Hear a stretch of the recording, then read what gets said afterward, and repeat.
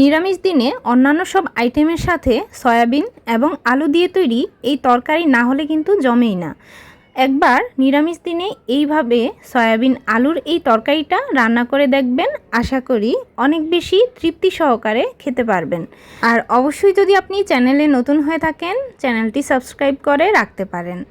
তাহলে চলুন রেসিপিটি দেখে নিই। প্রথমেই এখানে আমি 2 প্যাকেট পরিমাণে সয়াবিন নিয়েছি। প্যাকেটের সয়াবিনগুলোতে সাধারণত বালির পরিমাণটা কম থাকে, তাই খুব বেশি একটা ধোয়ার প্রয়োজন পড়ে না।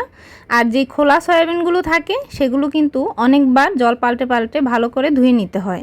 প্রথমত শুকনো অবস্থায় কয়েকবার জল পাল্টে একটু ধুয়ে নিলে ভালো হয়, তাই কোনো রকম বালু যদি একটুও থাকে চলে যাবে। তো 2-1 বার আমি ধুয়ে নিয়েছি, একটু ভালো করে কষলে ধুয়ে নেওয়ার সময় দেখবেন যে কয়েকবার জল পাল্টাতে পাল্টাতে এরকম নরম হয়ে গেছে।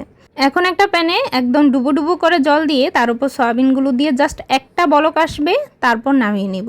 সয়াবিনগুলো চুলাতে বসিয়ে রেখে এইদিকে আমি কিছুটা কাজু বাদাম, কিছুটা চীনা বাদাম আর কিছুটা কাঁচামরিচ দিয়ে দিচ্ছি। এখানে 2টার মতো কাঁচামরিচ ব্যবহার করেছি, চাইলে বেশিও ব্যবহার করতে পারবেন। 2-1 বার একটু ধুয়ে তারপর ভিজিয়ে রাখবো নরম হয়ে যাওয়ার জন্য, যাতে করে বাটতে সহজ হয়। তো চাইলে ব্লেন্ড করেও নিতে পারবেন। এদিকে একটা বলক কিন্তু চলে এসেছে, সাথে সাথেই নামিয়ে নিচ্ছি। জলটা ছেঁকে নামিয়ে একটা স্ট্রেনারে জল ঝরাতে রেখে দিয়ে তারপর কিন্তু চিপে চিপে জলটা বের করে নিতে হবে পরবর্তীতে। তো এখন আমি এখানে কিছুটা আলু নিয়েছি। আলুটা আপনাদের পরিমাণ অনুযায়ী আপনি কতটুকু ব্যবহার করতে চান অবশ্যই সেই অনুযায়ী দিতে পারবেন। কিছুটা লবণ আর হলুদ দিয়ে জাস্ট আলুটাকে একটু লাল লাল করে ভেজে নিতে হবে। খুব সুন্দর করে লাল করে ভাজলে ফ্লেভারটাও কিন্তু ভালো আসবে। তো এখন আলুগুলো ভাজা হয়ে গেছে, এগুলো নামিয়ে নিব। আর সয়াবিনগুলো যে আমি জল ঝরাতে রেখেছিলাম সেগুলো কিন্তু খুব ভালোভাবে জলটা চিপে চিপে ফেলে দিয়েছি।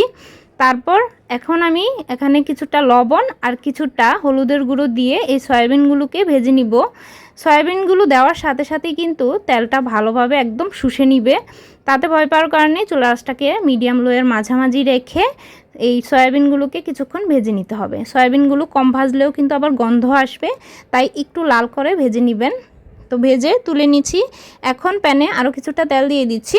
আর ফোড়নের জন্য এখানে আমি 1 চামচ দিয়ে দিচ্ছি গোটা জিরে, সাথে 1 টুকরো দারচিনি, 2টা এলাচকে একটু ফেটিয়ে দিয়েছি আর একটা তেজপাতার টুকরো দিয়েছি। জাস্ট একটু নেড়ে চেড়ে ফ্লেভার আসা পর্যন্ত অপেক্ষা করে এখানে আমি প্রায় 2 থেকে 3টার মতো ছোট সাইজের টমেটো কুচি দিলাম।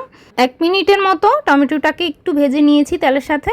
এখন আমি এর মধ্যে সেই বাদাম বাটাটা দিয়ে দিলাম আর সাথে 1 চামচ ভর্তি করে আদা বাটা দিয়েছি, 2 চামচ জিরা গুঁড়া, 2 চামচ দিচ্ছি ধনিয়ার গুঁড়া আর সাথে 1/2 চামচের মতো দিচ্ছি হলুদের গুঁড়া আর সাথে দিয়ে দিচ্ছি ঝালের টেস্ট অনুযায়ী আপনারা ঝালটা ব্যবহার করতে পারবেন। এখানে আমি 1.5 চামচ লাল মরিচের গুঁড়া দিচ্ছি, চাইলে এখানে কাশ্মীরি লাল মরিচের গুঁড়াটাও ব্যবহার করতে পারবেন। তো এখন মশলাটাকে জাস্ট একটু ভালোভাবে কষিয়ে নিতে হবে।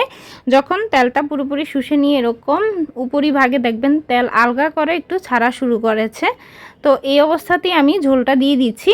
এখানে ঝোলের পরিমাণটা অবশ্যই আপনার উপর নির্ভর করবে। এখন আমি 1/2 চামচ চিনি দিয়ে দিচ্ছি। দেখবেন চিনিটা একটু দিলে টেস্টটা অনেক ভালো আসবে, তাই অবশ্যই দিবেন। আর ঝোলের পরিমাণ অনুযায়ী জাস্ট একটুখানি লবণ দিলাম। লবণটা কিন্তু শুরুতে বেশি দিবেন না, পরবর্তীতে কিন্তু আবার চেক করে দেওয়া যাবে।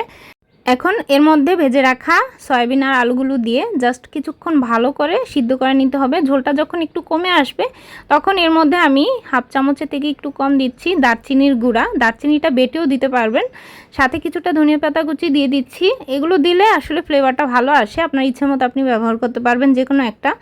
তো এখন সবগুলো দিয়ে নেড়েচেড়ে আরও কিছুক্ষণ একটু বলক আসা পর্যন্ত অপেক্ষা করব।